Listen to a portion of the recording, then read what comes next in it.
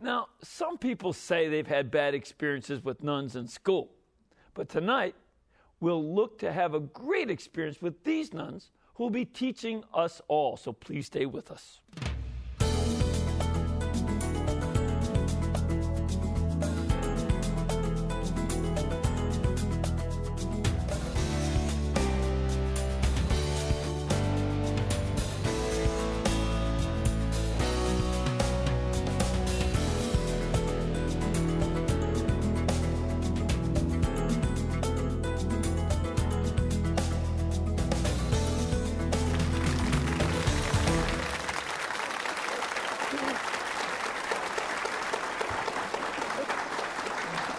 Thank you. Thank you very much. I'm Father Mitch Pacwa, and welcome to EWTN Live, our chance to bring you guests from all over the world. And our guests come from different places, but they're certainly no strangers to the network. In fact, many of your children will probably recognize them from their popular series, Truth in the Heart. They are from the Dominican Sisters of Mary, Mother of the Eucharist. So please welcome Sister Amada Veritas, Sister Teresa Benedicta, and Sister Mary Joseph. Sisters, welcome. Thank you, Father. Good to have you back. It's great to be back. It is great to be back. Now, y'all are working pretty hard here, teaching away on a new series of programs.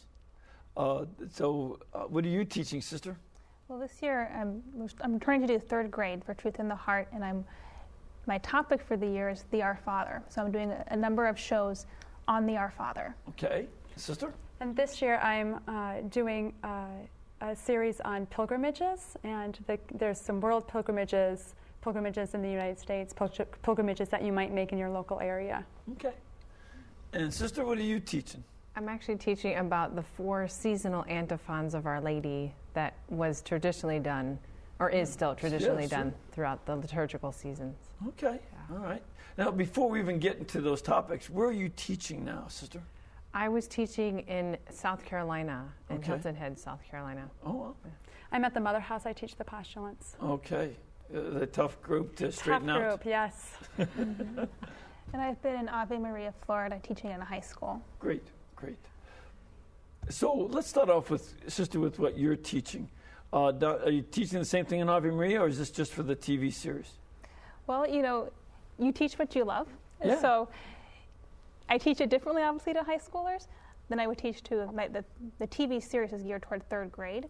But I think wherever you go, you're trying to give your students a love for the faith and the prayers that our Lord taught us, the prayers that have always been at the heart of the church.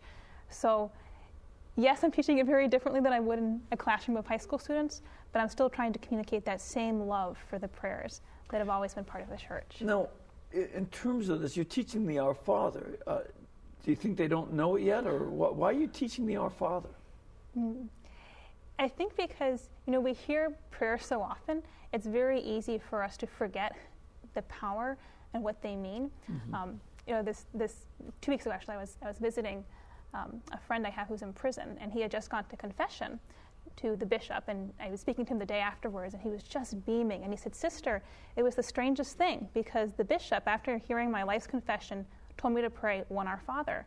And I thought, one Our Father? That's it? You've heard my life confession, and you want to give me one Our Father?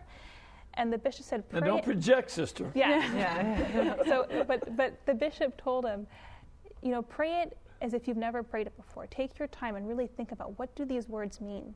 Yeah. And he said, "Sister, it took me 3 hours to pray that one Our Father, because it suddenly hit me the power of those prayers." And I think, we say the prayers over and over again, but sometimes we need to stop and think, wow, God's our Father. He's letting us call him Father, and who does that make us? So taking the time to think about those prayers and to make the words that we say all the time suddenly come alive, and to look at it from all different aspects is so important. And so normally people divide the Lord's Prayer into 7 petitions. Do you do the same? I only have 4 shows that I'm doing, so I divide it into 4 parts, even though that's the traditional way, into 7 petitions. But I ended up, for this series, doing it into 4 different sections. Okay. All right. Yeah. Someone who can adapt. I Yes. love it. I love it. Sister, what are you teaching? I taught, I'm teaching 4 episodes on pilgrimages, and it starts off with just the idea that we're all pilgrims. Well, first of all, what is I mean, are these people who are going to be eating turkey every day, or what? Yes. What do you mean by being I actually addressed pilgrim? that in the episode. I say, if that's what you're thinking, no, don't think of the first Thanksgiving. But pilgrims, that we're all on a journey through this life, that this isn't our permanent home, that we long for more, that heaven is our home, that we're not tourists just here to be kind of standing and watching and being entertained, that we're here to just journey through life to our heavenly home, which is in heaven. So just kind of beginning with that idea of the pilgrim, and what do we need? We need the sacraments that will feed us and that will nourish us, and who is going with us? All of us here on earth, and those in heaven, and the saints are praying for us, and they're all along the way with us. And that pilgrims may look different to other people. You know, if we're living our faith, if we're living the truths that we believe, that we look different, that people should know this. There's a difference about the way we live our life. So then that's kind of the first episode. And then it's kind of fun, you know, places matter, you know, history matters. And so we have... Well, first of all, what are some of the pilgrimages that you describe? Well, and I split it up into 3 different areas. So one is the world pilgrimages. So we begin, we go to Rwanda, where Our Lady appeared in Kabiho. So we pilgrimage there, and I tell the children about the story of Our Lady's appearance. And we go to Assisi, and then we go to Rome, of course. And that's where we end up, in Rome. And so all these places just around the world that, you know, that part of that reason too for world pilgrimages is so that kids can see that, you know, they practice the faith here at their home, but yet all around the world, everybody, you know, we're a universal church. So they can feel at home wherever they go. If they go to a church into Rome, you know, they might celebrate the Mass in Italian, but they'll live the Mass. It'll be Jesus. It'll be communion. So we're at home everywhere in the whole world. Sure. So, and then there's different episodes where I highlight places here in the United States to go. So like Our Lady of Guadalupe. That's not quite in the United States. Not quite in the United States. I think I say the Americas. Yes. I cover it all. The Americas. So we go to Our Lady of Guadalupe. And that's down in Mexico City. Down in Mexico City, yes. So, and then St. Patrick's Cathedral. And we visit. Then we talk about Pierre Toussaint and some of these great, you know, saints that we just have locally in our own country. So it just kind of gives, you know, that there's so much to do with our faith that we can experience it in many different places. Yeah, so. Great.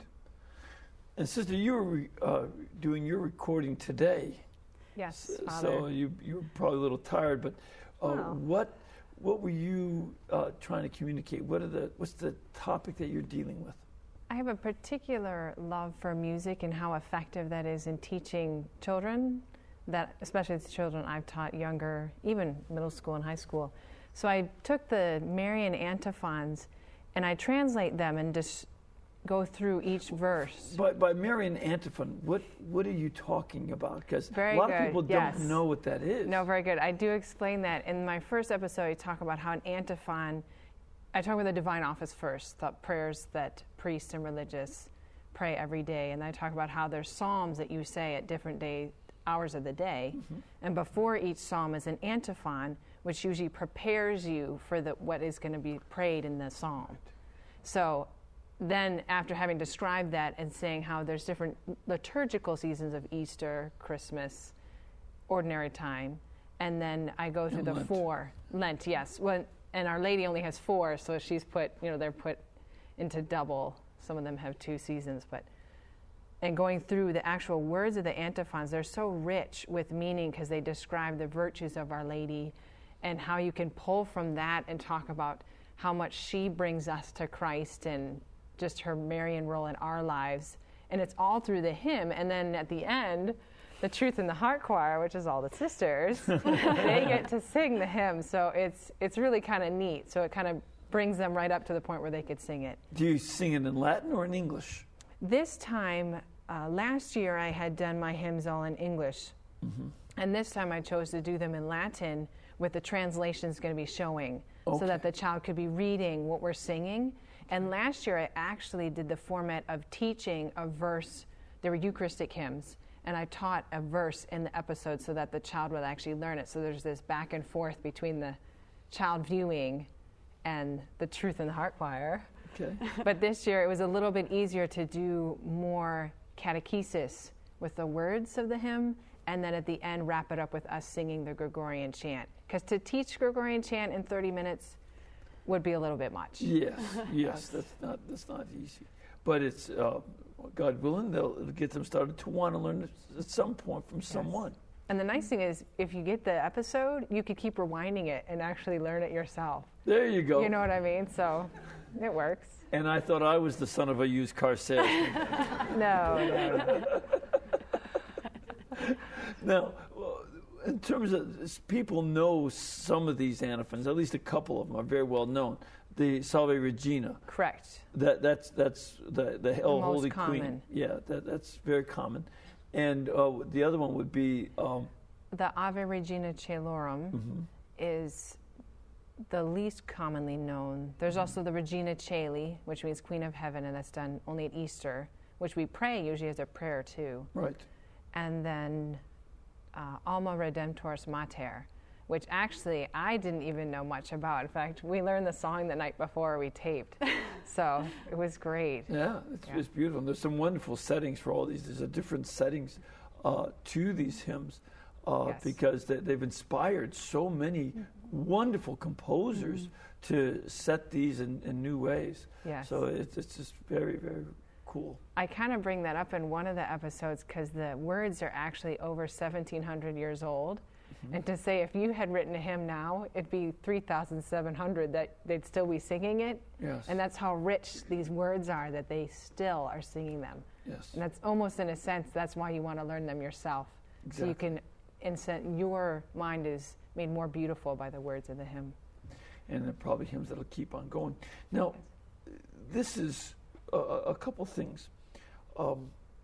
Why did you choose, and any one of you can answer this, but what needs do you sense among children that you would choose these kinds of topics?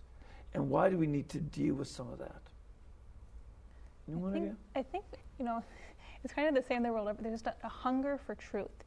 And there's such a lack. There's a culture that's so contrary to the faith.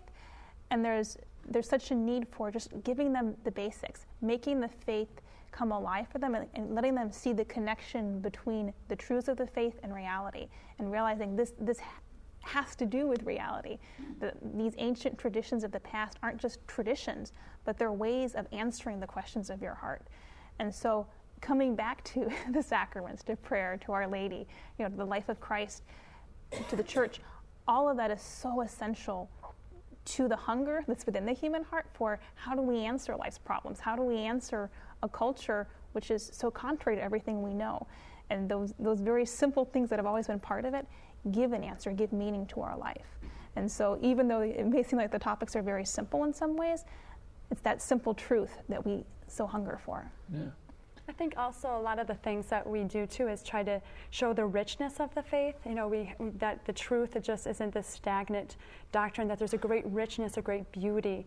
And so attracting them, and sometimes I feel like I'm just like moving through some of the information very quickly, but I also am hoping that I'll put the tools in the hands of the kids so that, oh yes, I remember this. I've heard, they go to Mass and they're like, oh, I heard that hymn. I heard that's the hymn Sister taught us. Or they might be listening to a history lesson in any school and be like, oh, Pius XII, oh, I remember, he came up and I remember Sister said something about him, so I'm going to look that up. So the richness and the beauty, and that all this can be a way to convey the truth, and they can interact. Yeah.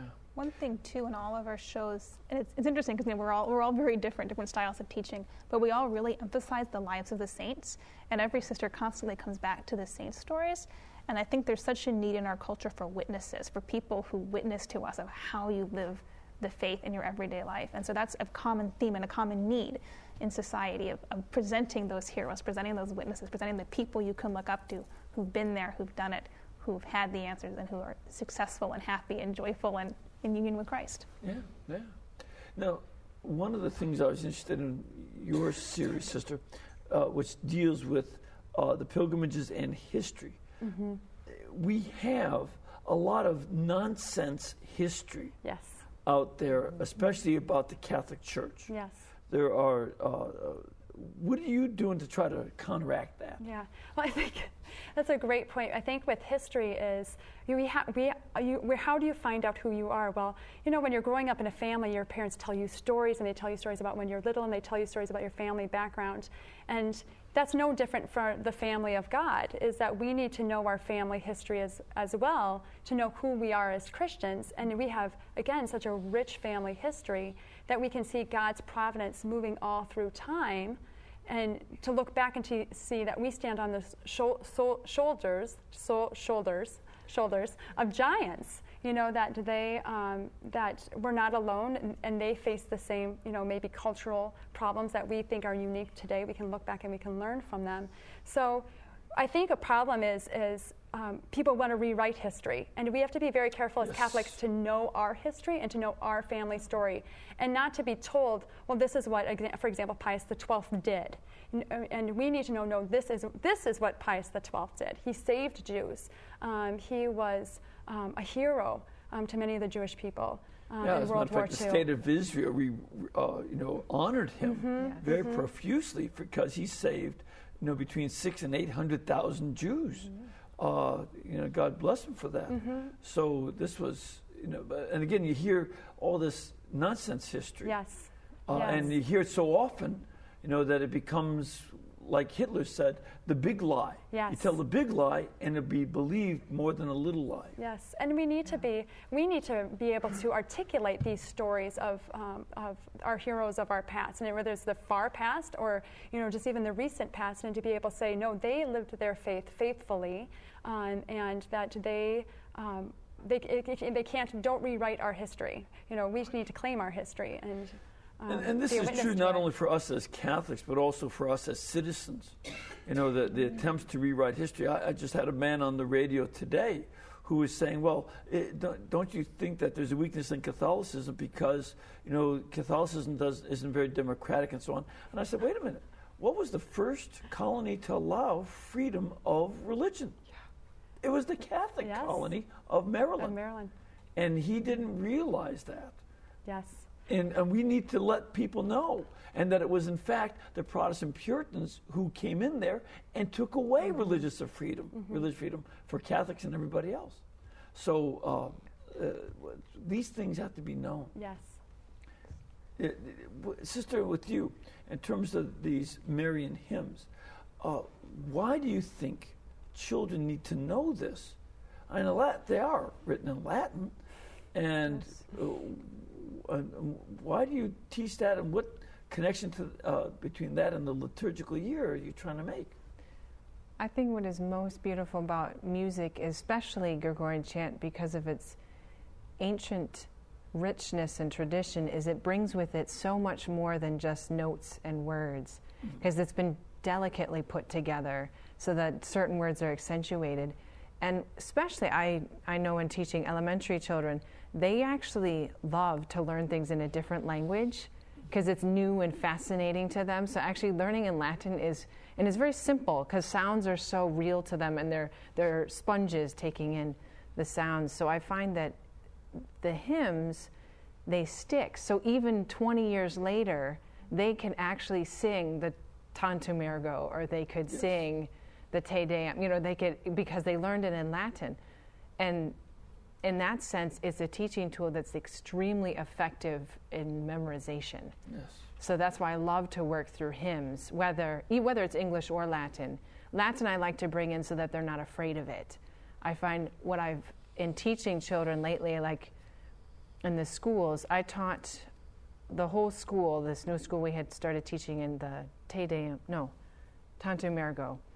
And it was the parents that were the ones having the issue. They're like, you're teaching all this Latin. I'm like, it was one song. It wasn't even like the mass parts. It wasn't anything. It was just one song. But the children were like, they'd be in their lockers, opening up their lockers, singing the, Te Deum, and you'd be like, or Tantum Ergo. And I just thought, this is amazing. And they don't know exactly every word. Yeah. But they do learn slowly that Sanctus means holy, and they learn all these words, and then they hear them in the Mass, and it all starts to tie together. So it's almost like music is the thread. Sure. And the fabric is the doctrine. So it's a really beautiful tool if you can use it effectively. So that's why I've been doing more of the hymn end of things for the sisters and the shows. And one of the things about our faith is that time is important, Yes. and that these liturgical seasons are very key.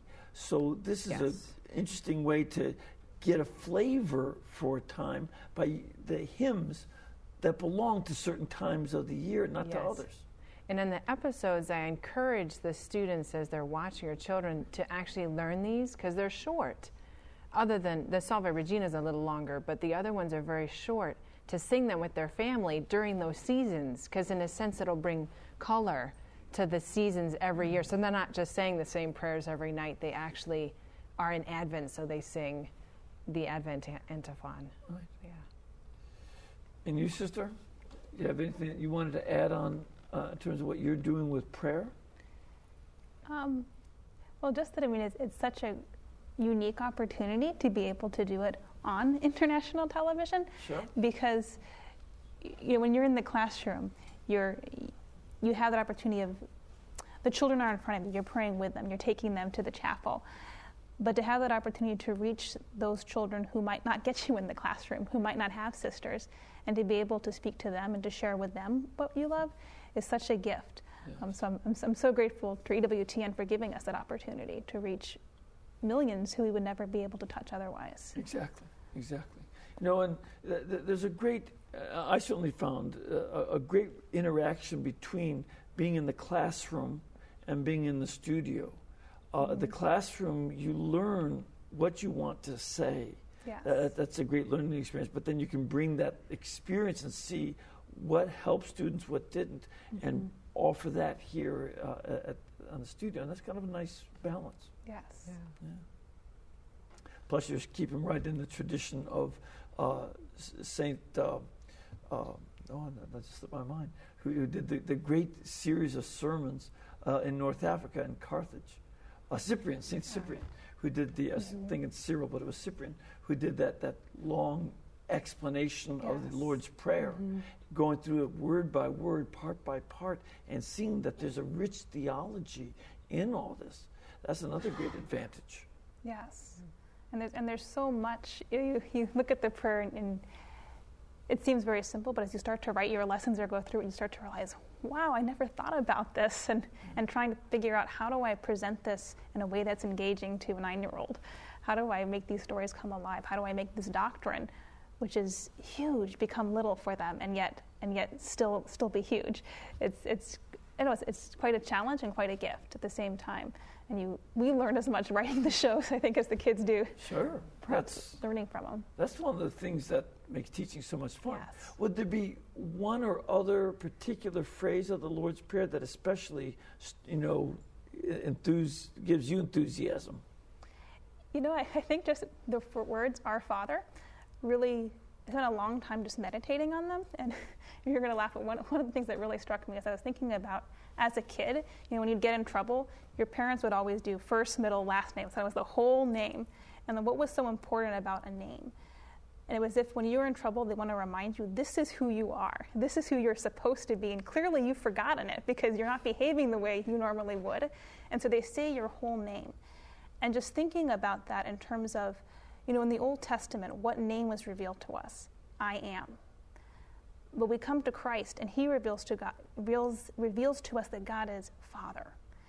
And what's in that name? Not only does it tell us about God, but also realizing it reveals to me who I am, that I am God's child, that I have this relationship and friendship, and just thinking about that, that I, who mess up all the time and have tons of mistakes, can call God Father.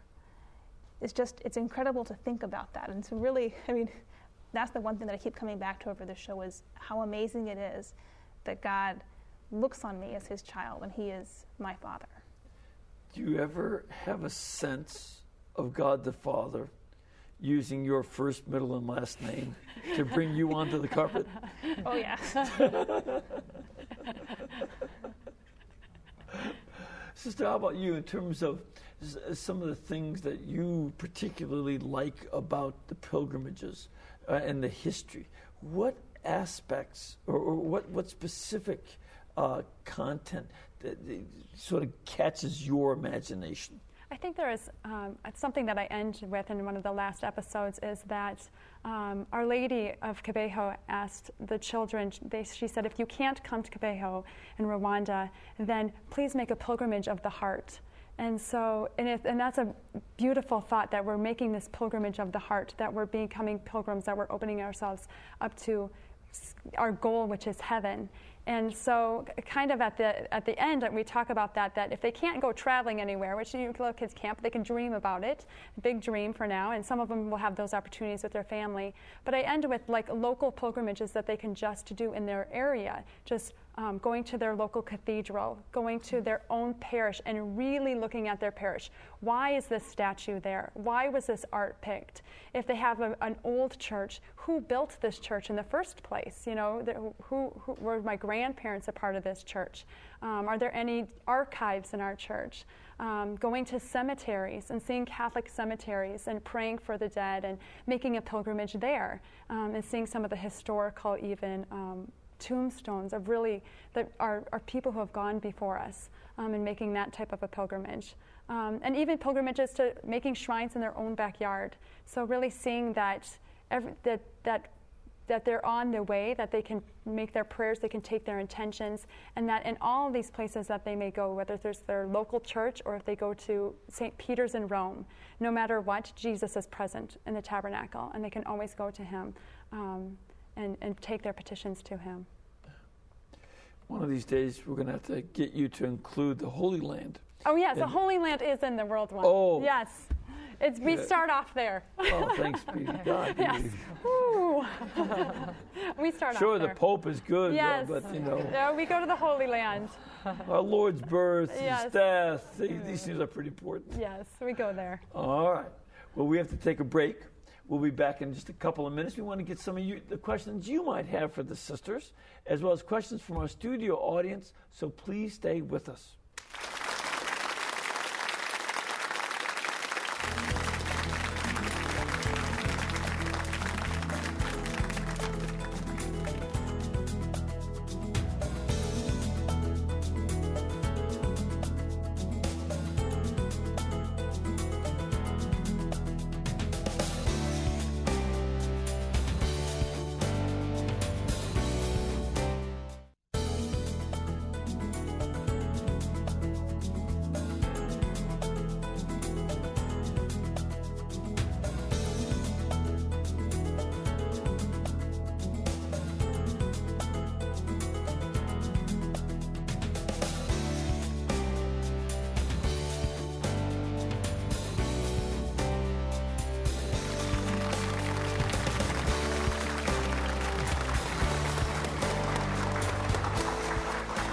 Thank you and welcome.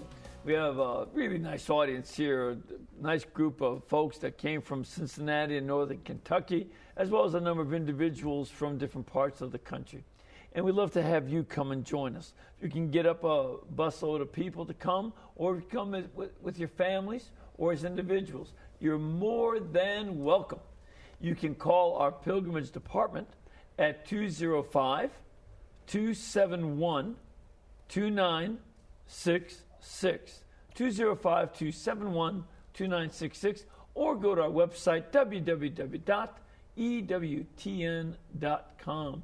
They'll give you all kind of information about schedule for getting up to Mass here at the network, also in Hansville. This group from Cincinnati and northern Kentucky, y'all got to go to Mass in Hansville, right? Yes. How'd you like it? Isn't that nice? That really is nice. So, it's a beautiful place up there. They're staying up that way. And it'll be great to have you come and visit us, be in the TV shows as well. Are you all ready for some questions? Yes, Father. Let's get you up.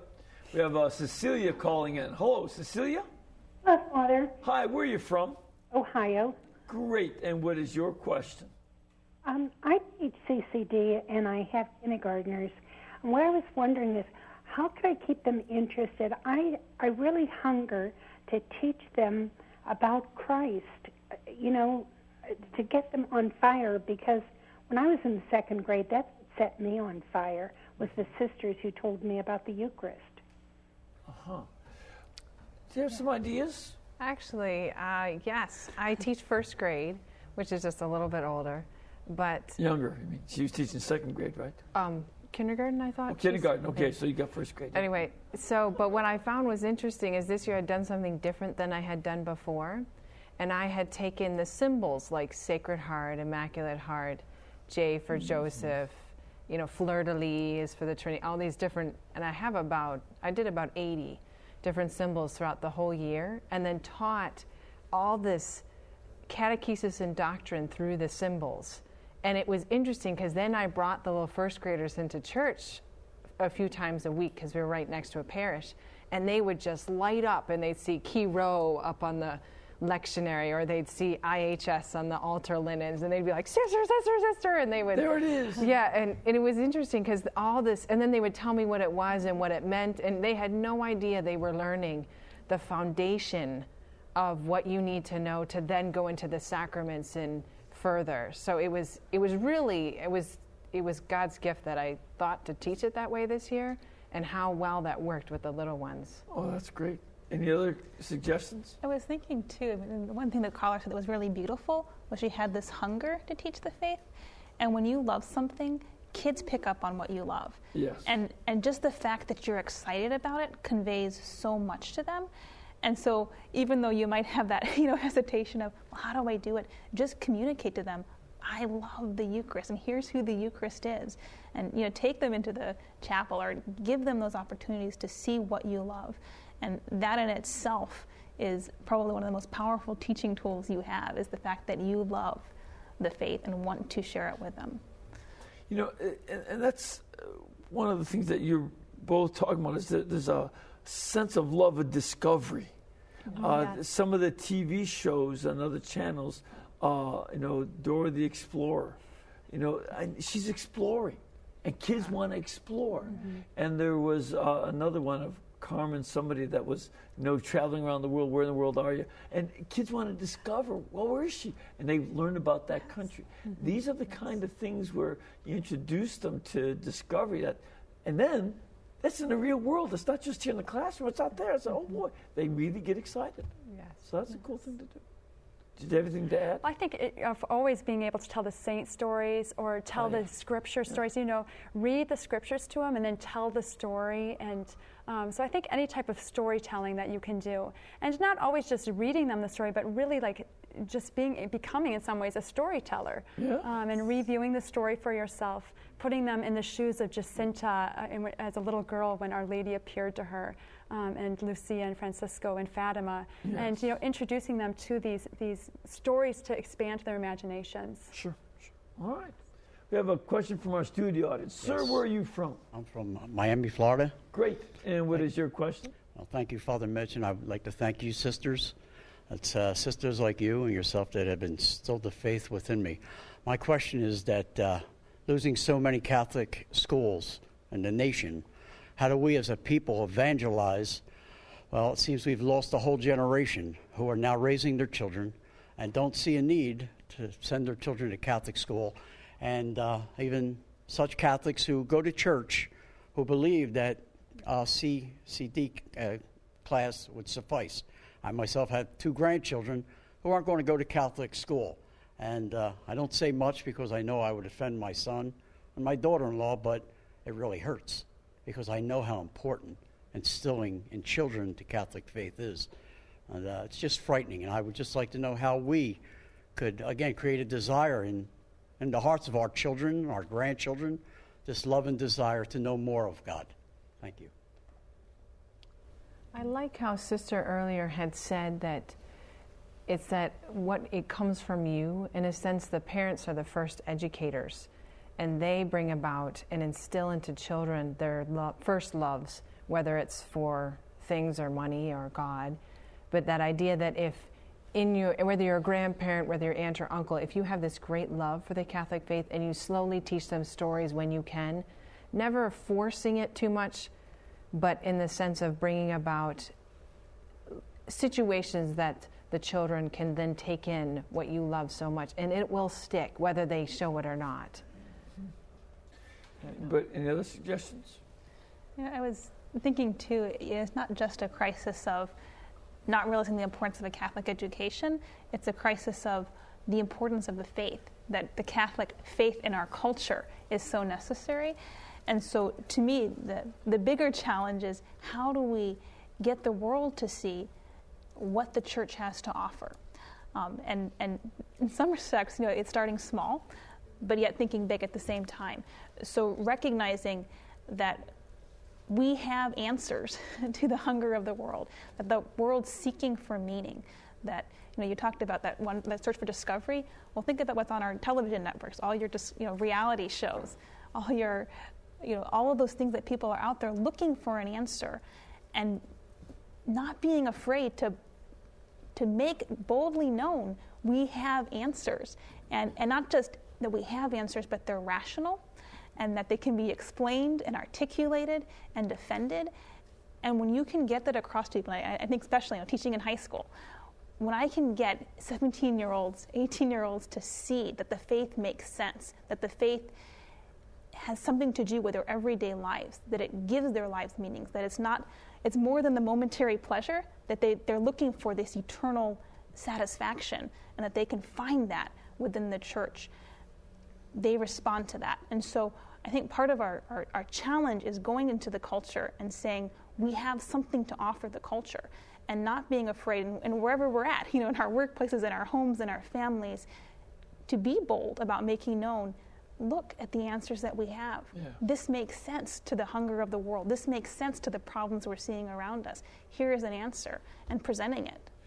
And one of the things of the crisis he mentions that's important is you have people like the professional atheist Richard Dawkins, who writes that one of the things he wants to stop is the teaching of religion to children. He really wants to stop that. And we see that, well, that sounds what businesses that of his, what we do, but in fact, is that not the case in the public schools?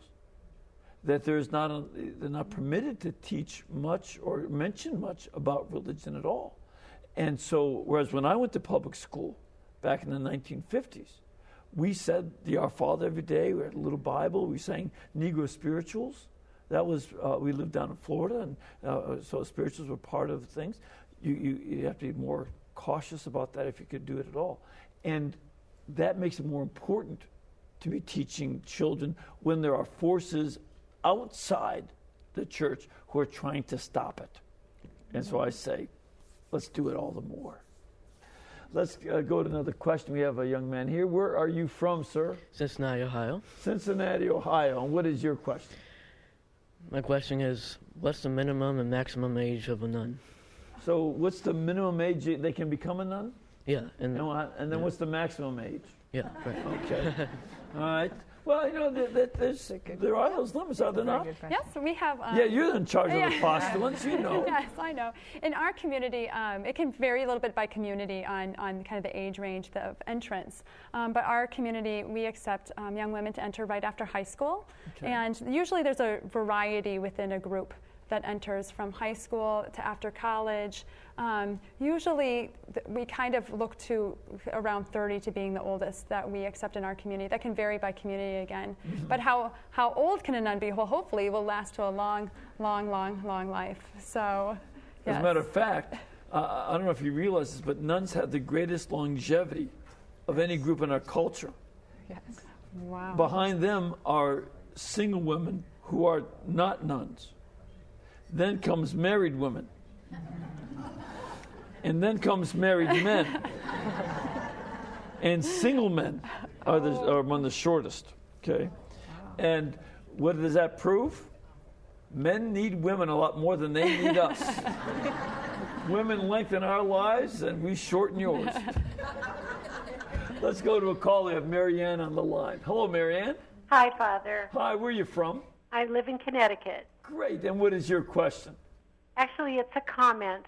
And I tuned in just when you were talking about Latin. And it brought to my mind that Latin with children intrinsically carries a sort of a subtext to them, that there is something hidden and mysterious there. And I think that's a great value of using Latin with children. Oh, had you thought of that? Yes. I mean, as in... Good, because I hadn't. Well, at least when you teach it to the little ones, it comes across. Yeah. Because they're all like, oh, this is like... Yeah. They get very excited because the words are somehow to them even more special than just saying the vernacular. Sure. Yeah, that was... if a little kid knows something that adults don't know, they just love that. Yes. You let them in on a secret, and I know some of you don't. They just cherish that. It's fun when they go home, Father, and they sing these hymns to their parents, and their parents are like, well, what are you singing? And they're like, well, you'll have to come and find out. Like, so. Oh, that's pretty good. Well, let's go to another studio question. Sir, where are you from? Cincinnati, Ohio. Great, good. That's one of my favorite cities. Sisters, you got to go there. It's one of the best things about the city of Cincinnati is the ice cream. Oh, yes. These folks know that, right? Grater's, yeah. And Grater's ice cream is so good, I've submitted their name to cater it for the second coming of Christ. Yeah. This is good stuff. So at any rate, what is your question? I teach high school math, and I've always been interested in different ways of memorizing things. And I was wondering if you would encourage using Gregorian chant to memorize various high school subjects. Gregorian chant or would any other... Well, go ahead, answer. I'm wondering how you would implement it as far as the rhythm and the meter, or... We have a Greek teacher at our school who uses different tunes to teach Greek. And I don't think he uses Gregorian chant, but he might want to use Gregorian chant maybe. That's interesting. It's a thought. I mean, you could take, I guess, concepts or definitions and sing them. I know of other programs that aren't Gregorian chant that you would sing to... Such as? One, well, it sounds kind of funny, but what is it, Schoolhouse Rock?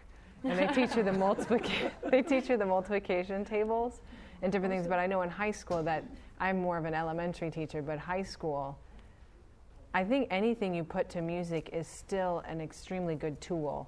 Yes. Whether it's music, whether it's religious topics or math topics. Yeah. The creativity of doing it, though, you'd have to take the time to meter it and everything. One thing that's kind of neat in high school, if you can get, particularly high school boys, if you can get them comfortable singing, there's so much self-confidence that comes with that they're comfortable with their voices. And so it's not just what happens musically also affects them even as persons and their ability to have that confidence of, I can use my voice in all different ways. And that's important in education, is giving kids that courage of standing up for truth, whether it be in a musical setting or in the other. Well, it's one of the things, too, that strikes me about our culture. When I was growing up, it was much more common for groups of folks to know songs and sing them together. Mm-hmm. Yes. That was, back in the 50s and 60s, we had the Mitch Miller Show, where they would put the words on the television screen, and a ball would bounce to let you know where it is, and you could sing these old-time songs. Well, to me, they seemed old-time. But then they also had hootenanny shows where you and folk music programs where you could sing along. Mm-hmm. And I don't sense that many of the modern people sing together as much, except in church. Mm-hmm. This seems to be the last place. Yes, and usually not too much sometimes. Yeah, that's true, too. Yeah, so it's an important thing for us to encourage. I used to translate the Beatles songs into Latin. That was a way for me to learn my vocabulary and sing and remember. Wow.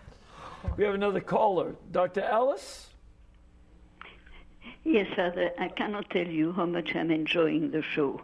Oh, it seems to me the work of sisters are doing is one of the most important ones, not only because they teach authentic Catholicism, but because they make the children aware of what I would like to call, following Plato, the golden court of tradition. Young people today are totally uprooted and not conscious of the greatness of their past, And for example, the Gregorian chant brings us centuries and centuries back and links us to the past. And when I'm absent-minded in church or distracted or worried, and then I hear the Gregorian chant, I think this is what St. Francis of Assisi heard, and St. Francis of Sales, and St. Teresa of Avila, and it's for me such a help. And I would like to remind Sister Benedicta that I carried her in my arms when she was a baby. Is that true? It is. She's my god-grandmother. She's the godmother of both of my parents. They're both converts to the faith. Oh, okay. Well, that's pretty good. So she's seen you grow up. Yeah, and actually, Alice von Hildebrand recommended the community to me when I was searching. Right? So it's through her counsel and advice that I found the sisters. Oh, that's great. Oh, good job, Dr. Alice. Yes, thanks for your prayers. And not dropping. Yeah. Yeah. And the so this is something too about teaching something like Gregorian chant that is, getting them in contact with history, not as a set of dates, but something that comes out of the history that they can participate in as well. Mm-hmm. And that's what we call tradition. Mm-hmm. Yes, Father. There's so much richness there. And the stories, which if you watch the episodes behind the hymns, even the sisters, I got so excited the other night. I was going over my scripts and I went over the stories of how, like, St. Gregory the Great is processing down the streets of Rome and people are dying from the plague left and right. And as he's processing, holding a beautiful picture of Our Lady drawn by St. Luke, he hears the angels above him singing the Regina Caeli.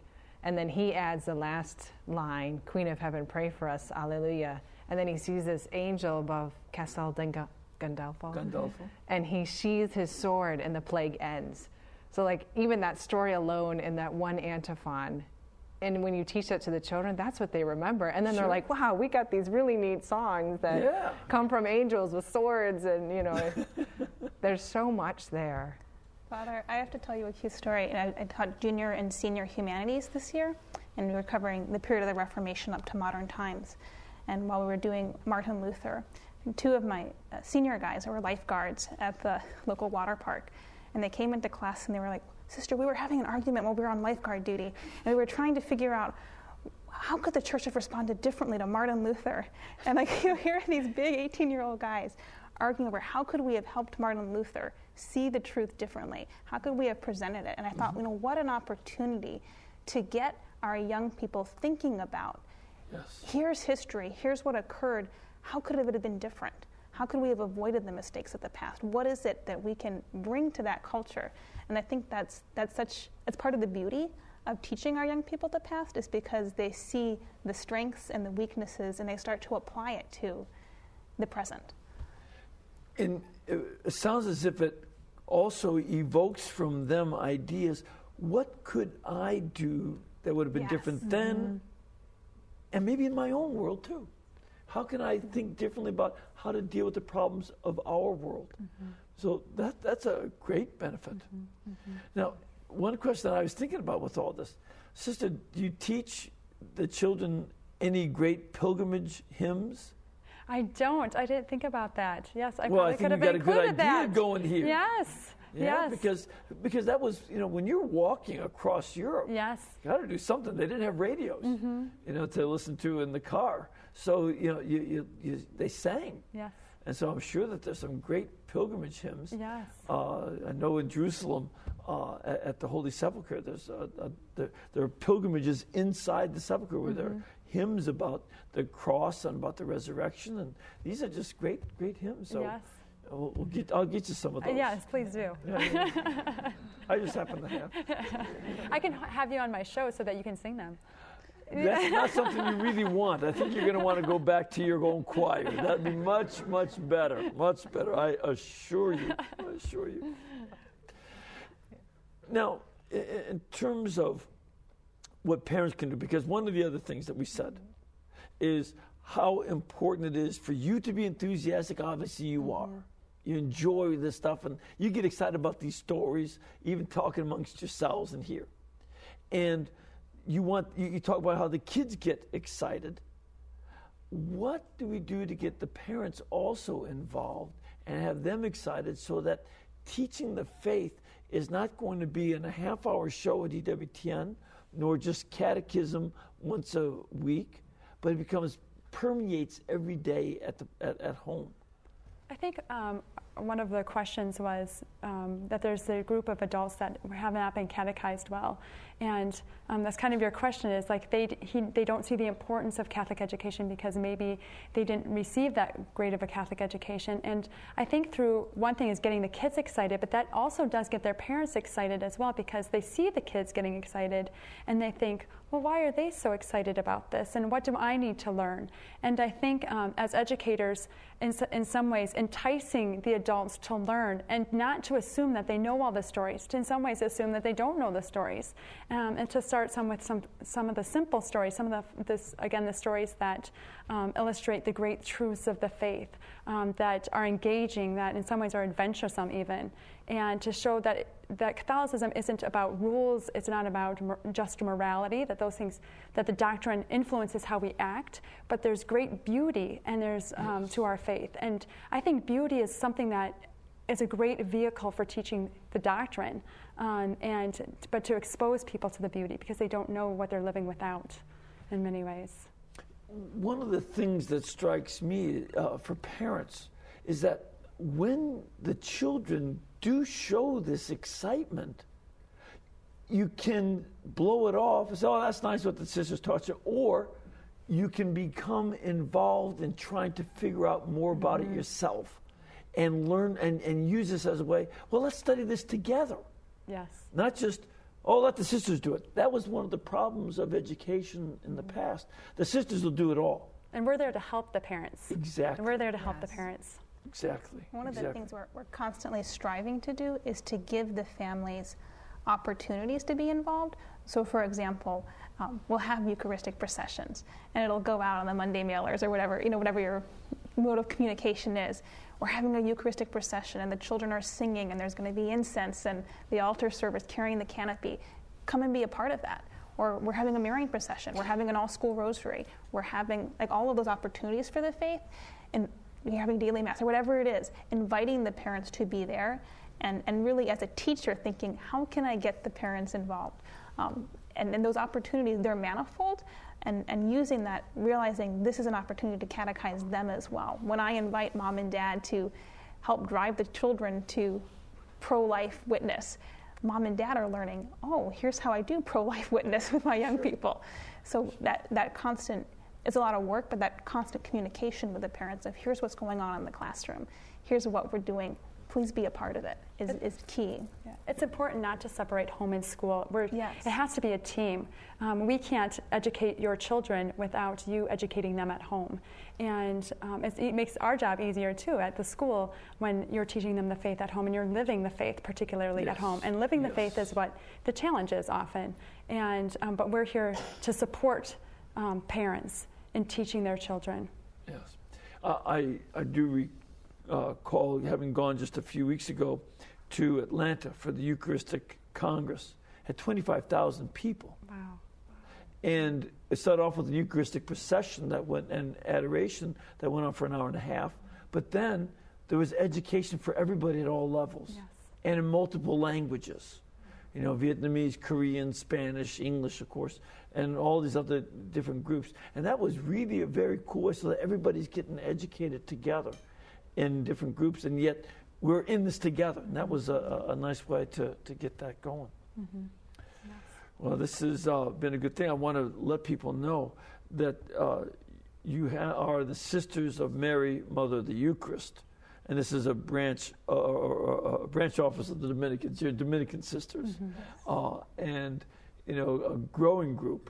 It's just marvelous the way your community is growing. I oftentimes let people know that, you know, communities like yours and some others are just doing so well. And that gives so much encouragement. But you can also check them out by going to www.sistersofmary.org. sistersofmary.org. And of course, stay tuned for the series that you've done on Truth in the Heart. So thank you all for being here and coming to do another series. And I want to give all of you a blessing. May Almighty God bless all of you. May He show His face to you and give you His kindness. May God direct you to learn the faith and to teach it. In the name of the Father, the Son, and the Holy Spirit. Amen. And I just want to remind you all, this network is brought to you by you. The sisters can come and do these shows because you make it possible. And right now, we're down a bit. It's about $750,000 down that we need to make up. So if all of you can give just a little bit in between your gas bill, electric bill, and cable bill, we'll be able to pay up all those bills and get back so that we're on track again. We appreciate your support, and God bless you all. Thank you.